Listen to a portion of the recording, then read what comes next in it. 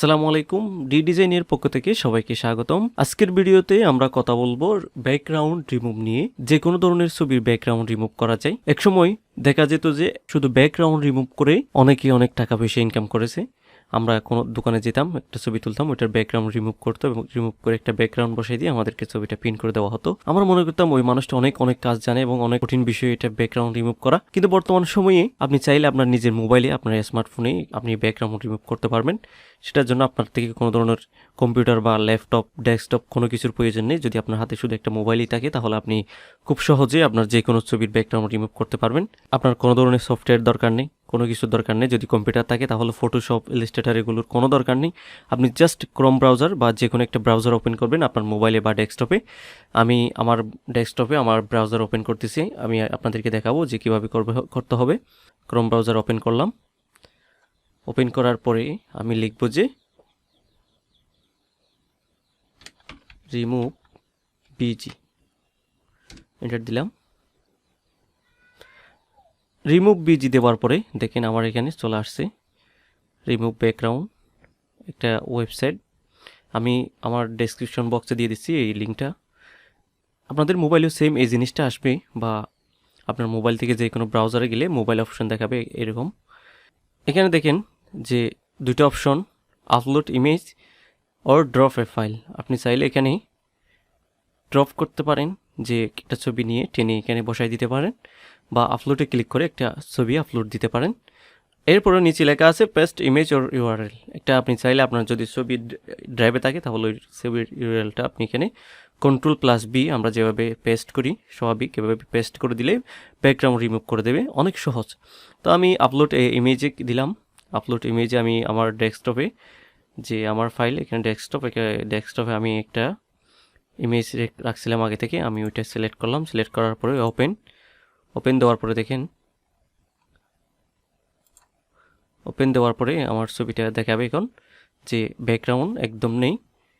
Original ছবিটা এরকম ছিল, এখন যদি আমি ব্যাকগ্রাউন্ড রিমুভ করি তাহলে এইরকমই। এরপরে এখানে দুইটা অপশন দেখবেন, ডাউনলোড এইচডি। তো এখানে দুইটা অপশন। এর আগে আপনি চাইলেই ব্যাকগ্রাউন্ড চেঞ্জ করতে পারবেন, সেজন্য এখানে এডিটে ক্লিক করবেন। এডিটে ক্লিক করার পরে আপনার সেম এই অপশনগুলো দেখাবে।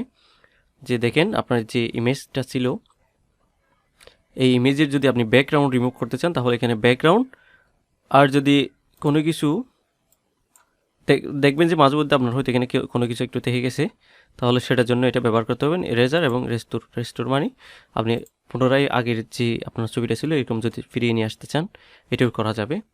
ব্যাকগ্রাউন্ড রিমুভ গিয়ে যে উপরে চারটে অপশন আছে, এটা হচ্ছে ব্লার অপশন, যে ব্লার করতে চাইলে আপনার ছবিটার ব্যাকগ্রাউন্ড করতে পারবেন।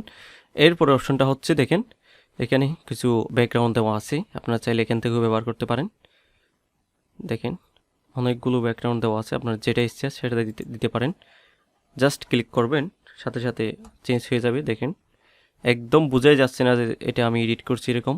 ব্যাকগ্রাউন্ডটা খুব ইজিলি, খুব স্মুথভাবে এটা কিন্তু ব্যাকগ্রাউন্ড রিমুভ হয়ে গেছে, এবং এরপরে পিছনে যে আমি ব্যাকগ্রাউন্ডটা নিয়ে আসছি ওটা আনার সাথে সাথে কিন্তু একদম বোঝাই যাচ্ছে না।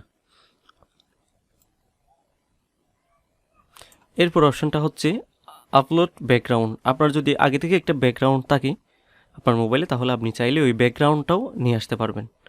ব্যাকগ্রাউন্ডটা নিয়ে এসে আপনি পিছনে দিতে পারবেন। এরপর অপশনটা হচ্ছে কালার অপশনে গেলে দেখবো যে আমরা প্রথমে এখান থেকে আপনার ইচ্ছা মতো কালার সিলেক্ট করতে পারেন। এরপরে হচ্ছে ট্রান্সপারেন্ট, এরপরে হোয়াইট কালার।